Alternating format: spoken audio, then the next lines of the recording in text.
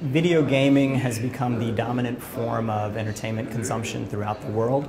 The growth in gaming and gaming-related content is really a cultural phenomenon, and what we kind of feel like we hit on at Machinima early is that it's much bigger than just sort of hardcore video gaming. It's really much like MTV was when MTV launched. It wasn't just about hardcore music fans. It was really sort of a cultural zeitgeist type thing. So our audience is much bigger than, say, just the audience for any specific individual game. Last month we did, for example, 887 million video views to about 85 million unique viewers around the world. That is a massive audience, and so what we've done increasingly is start programming original narrative, live-action, episodic content that has the sensibility that the gamer generation appreciates. That's horror, action, sci-fi, thriller, really edgy, kind of exciting content, and it may not be based at all on a video game. Production costs are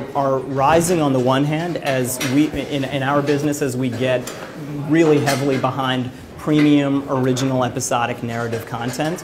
They're nowhere near the production costs you'd see in TV, but they're significant production costs with real budgets, real talent, professional writers, professional directors.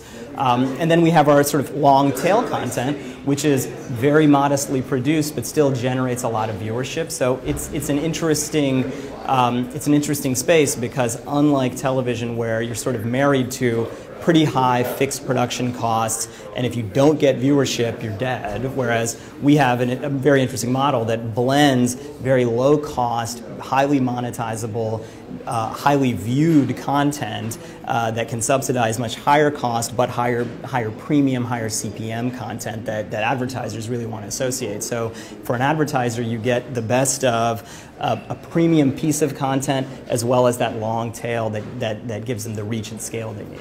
I think what you're seeing happening with us and with other players on YouTube are really the emergence of a third wave of video programming brands, shifting from the broadcast networks originally to all the cable networks that came out. And you remember when the cable networks came out, people said, oh, that's basically public access, right? And now you've got brands like ESPN and Discovery that are just monster brands with their own channel portfolio, and that's what's going to happen online, and it is happening online. So we've built a consumer brand. We have a loyal audience of 85 million fans around the world. They're looking for us to put on original programming. We're going to be doing more and more of that, and we're going to continue kind of all our various types of content, but you'll see as we are on every device, reaching the audience globally on their iPad, on their Android phone, on their Boxy, right, through the OTT devices that are out there.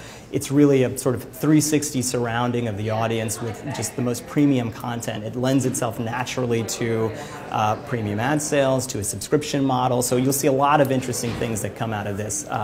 We liken ourselves really in a lot of ways now to what HBO did, which is creating a slate of original premium programming on top of this audience they had amassed that was really licensed, distributed content, and that's our plan.